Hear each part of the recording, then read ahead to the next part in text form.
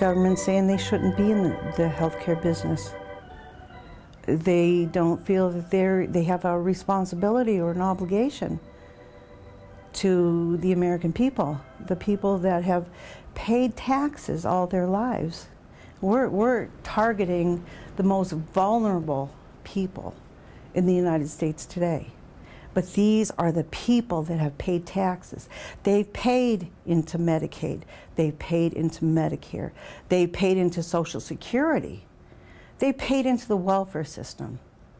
They paid, and all they ask is for a little comfort and a place to live for their last years. That's all they ask for. They've given all their lives. They ask for very little. And yes, I feel the government is responsible for providing that.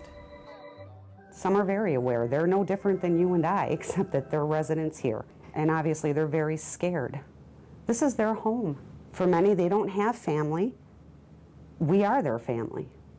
They're very, very scared. It'd be no different than the government coming in and telling me that they had to take my home from me, that they were going to sell my home. It's no different for them. We'll just go by the wayside. We have so many people that are undergoing a crisis in their life. A lot of them don't want to go to a nursing home when they come in, but after they're here and it's the best place they could be, they like it here. They call it home. The people that live here have been hardworking, contributing residents of the community for their entire lives, and to be considered unimportant and not worth the cost of basic care is very upsetting to them. Selling the county home and not having a county facility to maintain in this county of all the people that need our facility, that have paid taxes in this county, have supported this county and helped make this country what it is. I think it's a disservice to those people, as well as to the employees who've dedicated their lives here. All right. I'll be back Thursday. I love my job. I love being an aide. I love taking care of these people. They're all my grandmas and they're all my grandpas. I'd be very upset if someone came in with a bad attitude every day because they're stressed or they're overworked or whatever because you don't have enough staff. They are well taken care of. And we want to keep this place as it is, beautiful it is, a sanctuary of hope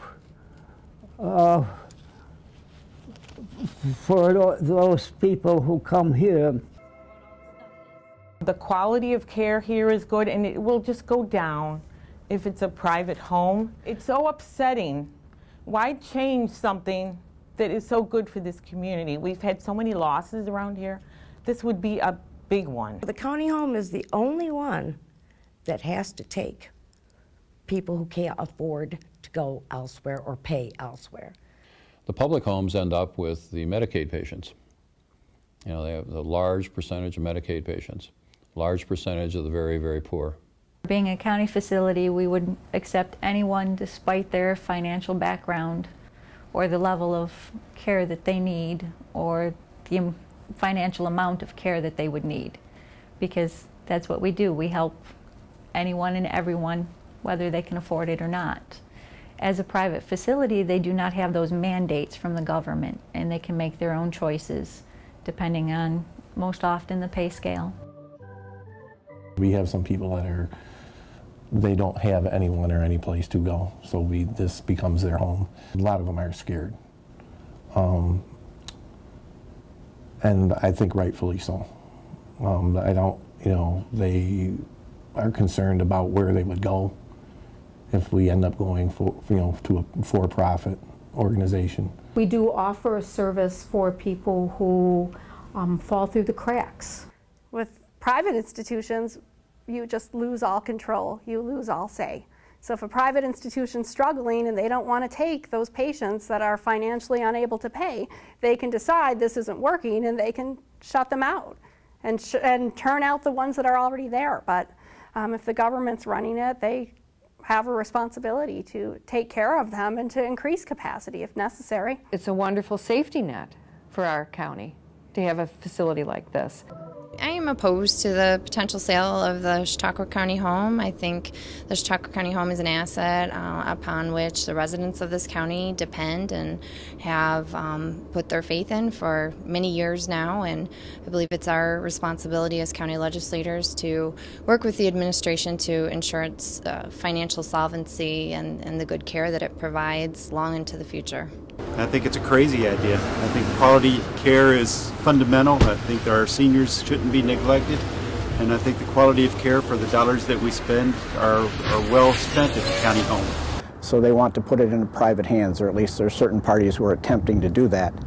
That's become a matter of concern for myself, Mr. Scudder, and a number of other legislators who would like to launch into an investigation and see exactly what the problems are financially, and if we'd be able to remedy those problems, perhaps through changes in-house or through other actions, rather than simply sell it to a separate party. We should have investigated the problems and potential solutions thoroughly before we moved ahead with this. In my opinion, this is putting the cart before the horse. I'm not a big one for government taking care of a whole lot of people. I think people should take care of themselves. But there is a group of society, which is the elderly, that can't always take care of themselves. I walk this facility constantly every day, so I see what's happening with these people and how they're taken care of. And I've been to other facilities that aren't up to the snuff that we are. I take pride in all the people that work here, not just the maintenance guys, the nurses, aides, all the nurses, everybody. Ours is based all on timing. We have to have our trays at a certain time to meet state requirements. So everything is based on a time schedule. It's quite frenzied at times. I don't leave the ground floor very often. I don't leave the kitchen very often. But you do know the residents. They'll come and stop in. They'll, like I said, they critique your cooking. Yeah, just to walk by, hi, yeah. Just to come and see how everybody intermingles here. You know, just to see it's not just a job. Change of staff is very difficult for our residents or any residents in any long-term care facility. And one of the keys that I've seen is that the continuity of care and the familiarization of knowing what the residents need and their wants are key to providing good care, and for the elderly to feel secure that people know them. And here at the county home, a number of the residents have become just like families to a vast majority of our employees here. You can see the turnover and the help in private facilities. For instance, my daughter works in a private facility in Jamestown. She's there 2 years and she's the highest person there, the highest seniority. You know, I mean, we're talking 10 to 20 to 30 years of service here. You don't get that in a private home. These people will not have continuity of care. They will not have consistent care. I came from another facility. It was like a lot of nepotism, and they were somewhat abusive verbally. At first I wanted to go back home and live, but my daughter said, no, Mom, you'd fall down and you get hurt. So you have to live here because my husband passed away. I was at another place once just to get rehab. They had no real fun activities there. The old people just sat out in the hall and out in the dining room and just sat there. And here we have fun. We have baking on certain days. What are we making? Cookies.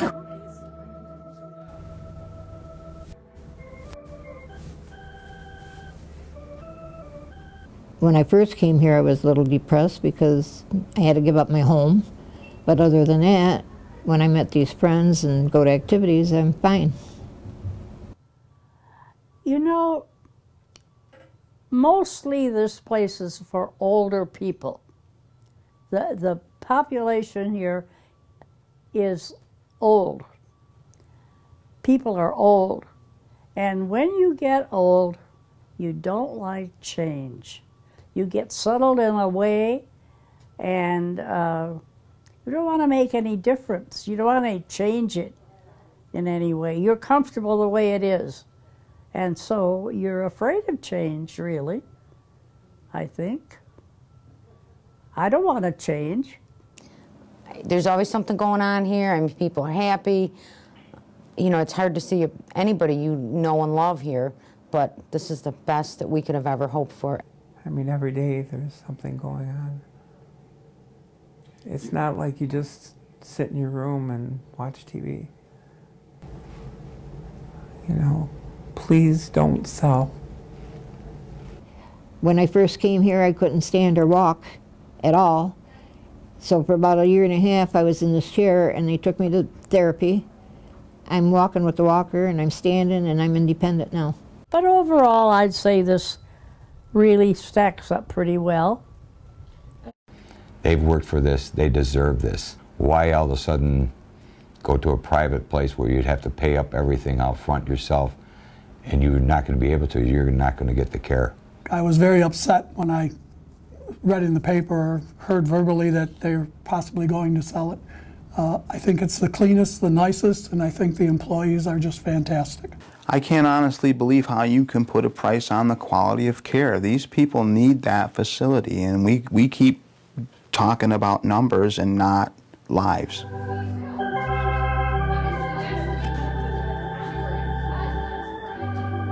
We have completed the initial review of the proposed contract with Marcus & Millichap to determine what is the fair market value of the county home. Marcus & Millichap has put together a proposal that will be looking at responses that do just that. The administration moved far too quickly to go to the RFP process and then, to push the legislature to ultimately hire this marketing firm. The condition would be whatever the county and their constituents and legislators decide to have in it. Marcus & Millichap. Very slick, nice little brochure, and everything sounds really good, but there are studies that show that this is just a huge, huge business opportunity. That's exactly how our elderly are being looked at now, just a huge business opportunity. They're not looking at people as persons, they're looking at people as dollar signs. With the baby boomers coming up, and they're expecting this huge influx of nursing home people. Everything is just corporate profits, profits, profits.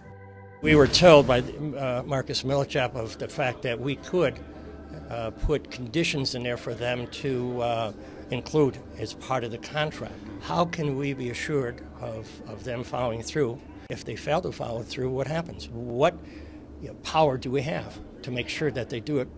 Do we call them forward, challenge them with a breach of contract suit and then reassume the county home?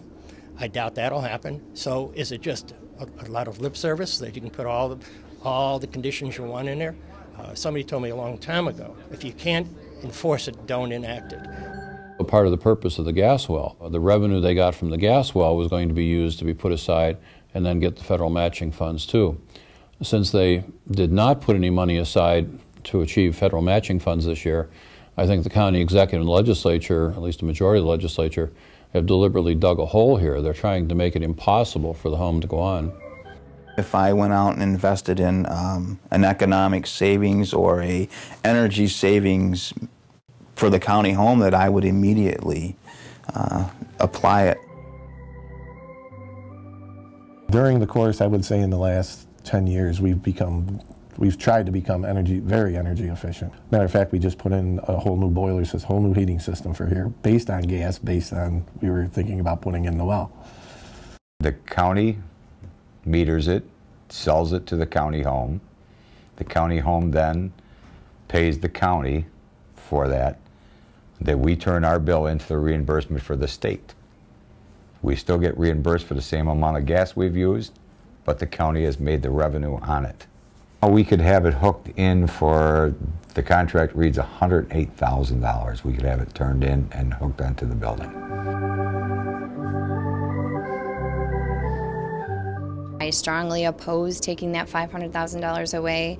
It didn't make any sense. I mean, we're talking about an organization that is already struggling, that is already not receiving the resources that it needs. You know, why take another $500,000 out?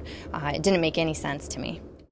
I was very miffed about that because when it came up to the Audit and Control Committee, initially it was $500,000. We went through the budgetary process, and the county home came forward with that $500,000. The county executive Edwards put the $500,000 in there in the budget for the county home for the IGT. When we got into audit control, Mr. Nazaro cut that to $250,000, and then we voted on it in October. A legislative meeting, he wiped that out. And it was like a two-step, well-set-up process to put the county home up for sale, which a number of legislators were trying to do. And I thought this was not proper. It was not fair. It was a setup, and I'm still a little upset about that because everything was going along to help it running, and then out of nowhere, in a two-step process, that IGT got the $1 million got wiped out, and that, as far as I'm concerned, that shortened the time of the viability of that home, and looking for other alternatives were going to be more difficult to achieve. It doesn't make sense to put an institution like that at a less financially solvent place, and that's what stripping it of that $500,000 and the federal matching funds that $500,000 would have allowed does. They're trying to create an even worse financial situation than it was last year, so that they can convince the taxpayers there's no alternative but to sell the home. Selling it would give them a one-time shot of money for the county, which they would then use to stabilize taxes for 1 year or 2 years, however long the money came in, and then they'd be back in the soup again. All those employees who have jobs currently with the county would have a very real opportunity of having similar jobs with a new entity. I guess the county executive, I was always pro, I always felt that he was a good, positive person, I guess, but I also happened to be present the day he said a few years ago the county home is not for sale. County Executive Greg Edwards ran a last-minute attack ad during his 2009 campaign saying the county home was not for sale. My opponent can attack me all day long with his half-truths and misrepresentations, but when he stoops to threatening our seniors, their families, and my co-workers, he has gone too far. Our county home is fully funded through the end of 2012 because of my commitment to the dedicated employees and residents. Only a desperate politician would try to scare seniors, their families, and my co-workers just to try to get a vote. Gregory J. Edwards, County Executive.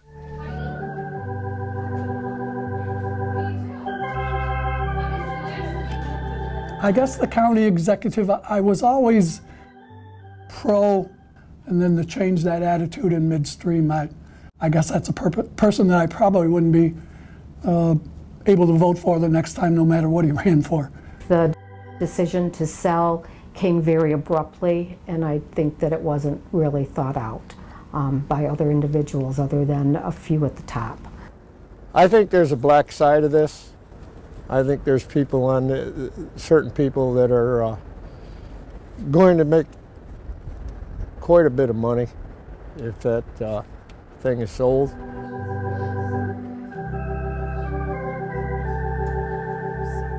Sustaining jobs, living wages with benefits, and I think that's the problem. And in fact, it's probably the biggest issue right now.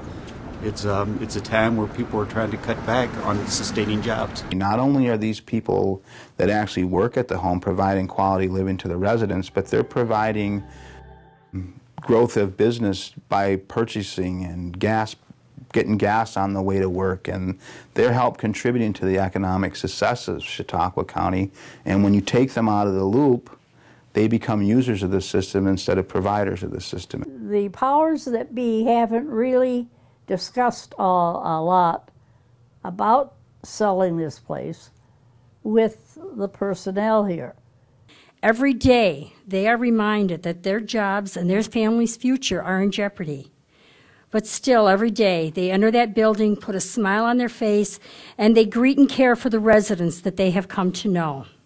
They do more than just their jobs. They become the family that many of the residents no longer have. Why do people that work here that get a decent wage have to go to minimum wage or $8 an hour and beg for 50 cents more? Why should they have to do that? That would not help the care of the patients here if somebody has to work 2 jobs to make a living. We're looking at almost 300 jobs, many people who work in the North County, but they come from all over the county and some from even out of the county. It's the middle class jobs. You don't see any fancy cars up there in that parking lot from the employees of that county home. They're middle class jobs that enables people to have a life, have a home, put their kids through school, maybe higher ed so they can have a better life. When you don't pay the worker a life-sustaining wage, so to speak, then the quality of care certainly would diminish. The attack on unions fits in with this general idea for many of the conservatives that government should not be providing as many services as it does. It's across the state, it's across the nation, you're seeing it. They're trying to break the unions, trying to break us down to that. Again, it would go to private enterprise. They would get the profit, we wouldn't get it.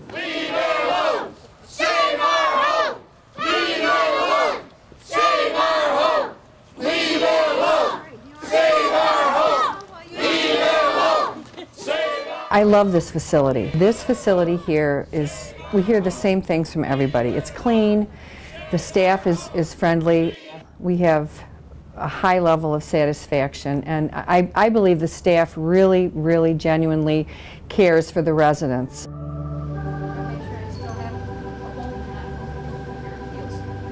So you're looking at possible unemployment. Pretty sure we'd all be taking a pay cut, which would affect everyone in the community if we don't have the resources to shop here and pay for our bills here. Well, I'm 55 years old, and I've been here, it will be 11 years in February. And I'm thinking, where am I going to go? You know, who's going to want to hire me at 55? I may be the most proficient employee in the world. I may be quick. I can run circles around younger people, but the perception is, you're 55, you know. What are you going to do, work a couple years, and, you know, how are you going to benefit us? It's all part of this idea that nobody should be making anything resembling a middle-class wage anymore, that government can't afford to provide pensions to people.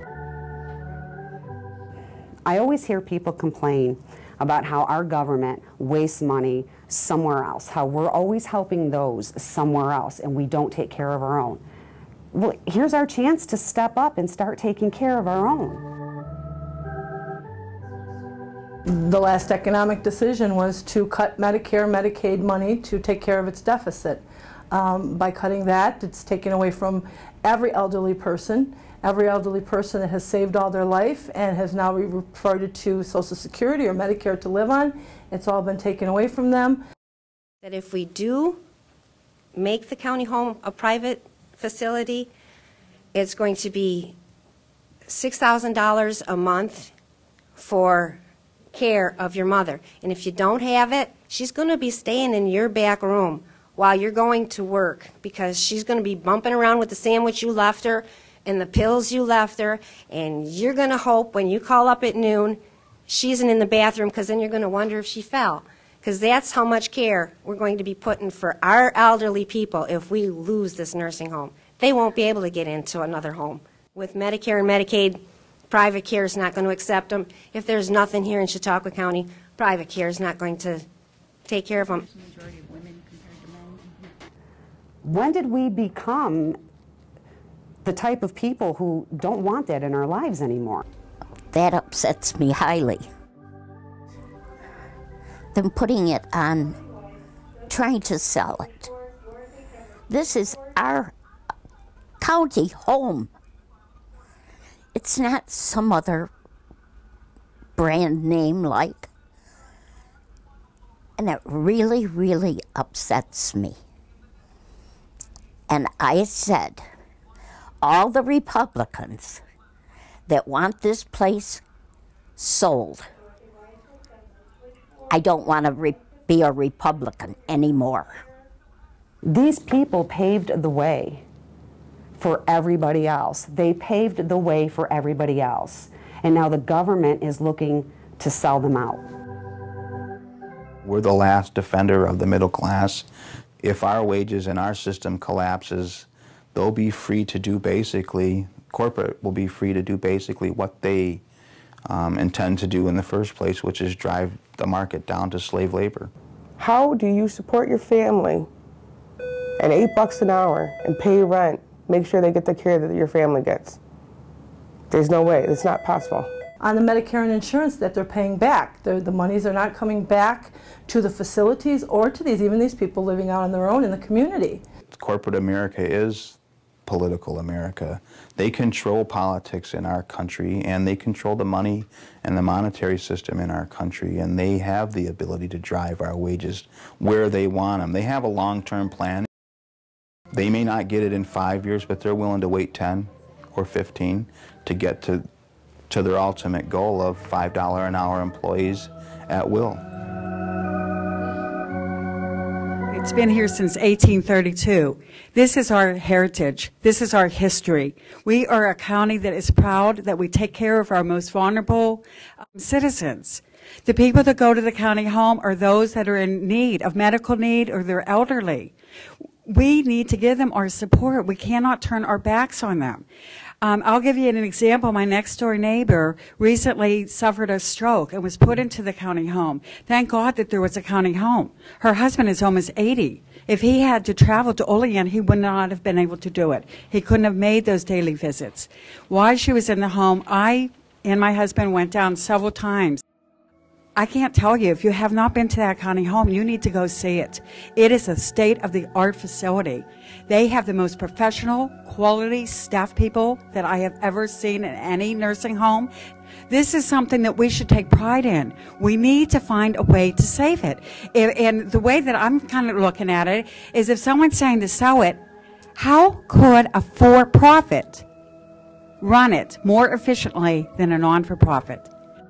The only way that I can come up with is either to make it more expensive or to reduce wages. Maybe we need to be thinking about how to come up with whatever money it is in that county home to save it. It's the pride of our county.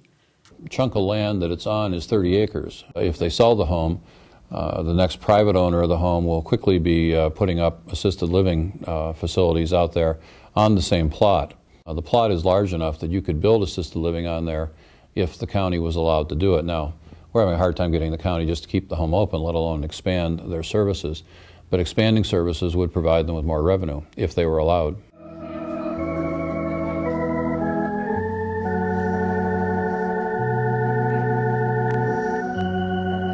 It's all financial, it's all government versus union. No, look at the home entity, look at the resident entity, look at all of the people that we're fighting for. It's not all about the money and the government. It's about what goes on inside these doors. Our Father, who art in heaven, hallowed be thy name. Thy kingdom come, thy will be done, on earth as it is in heaven. Give us this day our daily bread, and forgive us our trespasses, as we forgive those who trespass against us. The county, we do try to do more for people. We try to accommodate as much as we can and as well as we can. With private, usually that's set rules, boom, that's it, you're done. Maybe you don't have a loved one here right now, but someday you might, and you might wish that it was still run as a county home and not a privatized place. They're selling out the very people who need them the most. And I don't know when that changed, why that changed. It shouldn't be that way. If there's going to be a life hereafter, and somehow I am sure there's going to be, I will ask my God to let me make my heaven. And at their land across the Irish Sea.